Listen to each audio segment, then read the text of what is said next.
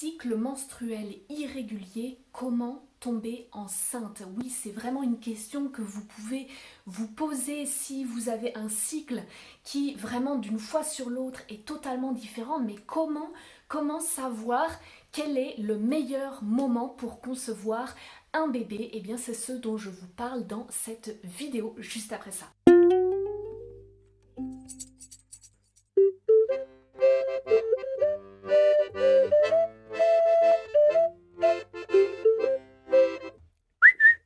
Ouais!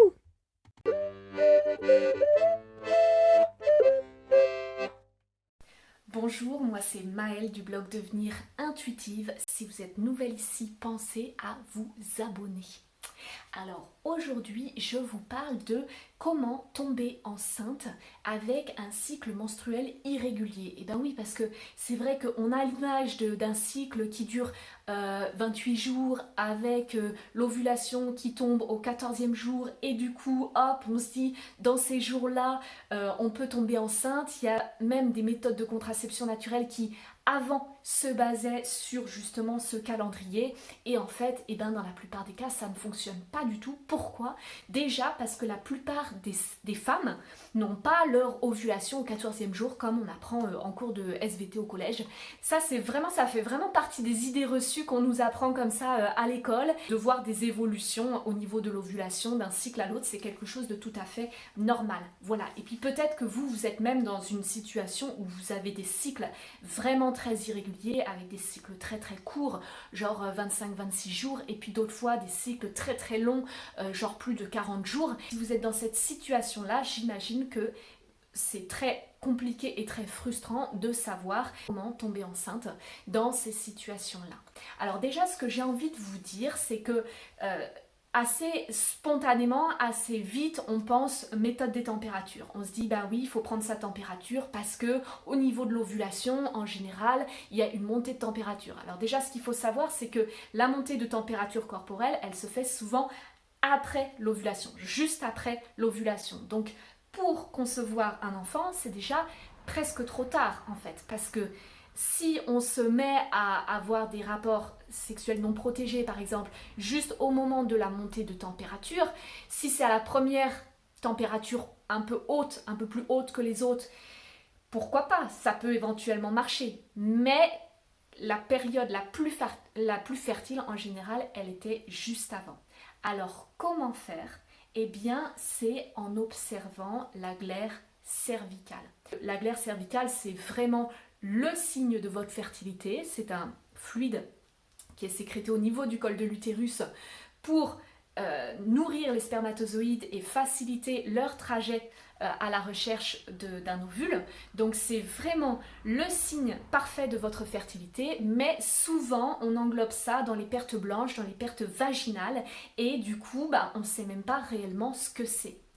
Voilà, donc ce que vous devez savoir, c'est que la glaire cervicale, elle peut vraiment s'observer tout au long du cycle menstruel et notamment chez la plupart des femmes, elle va être vraiment présente, ou en tout cas le plus présente au moment de votre période fertile, avec parfois au départ une glaire cervicale qui est un petit peu blanchâtre, un petit peu pâteuse, et ça, elle s'observe généralement directement sur le papier toilette, par exemple, quand vous essuyez après avoir fait pipi, par exemple, tout simplement. Donc c'est vraiment une observation qui est accessible à toutes. Alors on peut avoir plus ou moins de difficultés à observer la glaire cervicale, et je vous ai fait d'ailleurs une vidéo là-dessus que vous pouvez aller voir.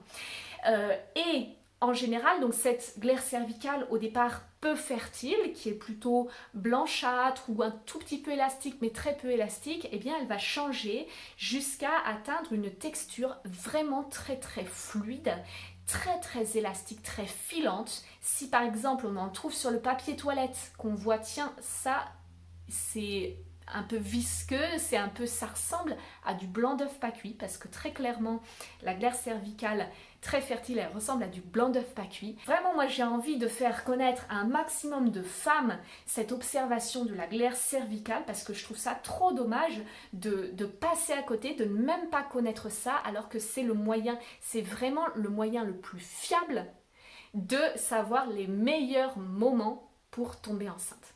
Donc c'est justement quand vous observez cette glaire très fertile, donc très élastique. C'est une glaire aussi qui est vraiment transparente, comme du blanc d'œuf. Souvent, à cette période-là, quand vous observez cette glaire-là, vous avez au niveau du vagin une sensation vraiment de lubrification, une sensation un peu mouillée. Et bien ça, c'est vraiment le meilleur moment pour tomber enceinte. Et même si votre cycle est très irrégulier, si au quotidien vous êtes un petit peu à l'écoute de votre corps et justement dans l'observation de ces signaux-là, eh bien quelle que soit l'histoire de la température, vous n'avez même pas besoin de prendre votre température. Vous êtes vraiment juste dans le suivi au jour le jour de la glaire cervicale. Et dès que vous voyez cet état-là de glaire cervicale très très fertile, très filante, eh bien c'est le moment de faire l'amour, j'ai envie de dire. Voilà, parce que c'est vraiment le moment où vous avez le plus de chances de concevoir un enfant. Voilà. J'espère que cette vidéo vous est utile. J'ai fait un certain nombre d'autres vidéos déjà sur la glaire cervicale. Donc surtout si vous découvrez ma chaîne là maintenant en regardant cette vidéo, eh bien allez voir mes autres vidéos sur la glaire cervicale. Renseignez-vous sur cet aspect-là. C'est le meilleur allié de votre fertilité et de votre projet bébé. Et on se retrouve très bientôt.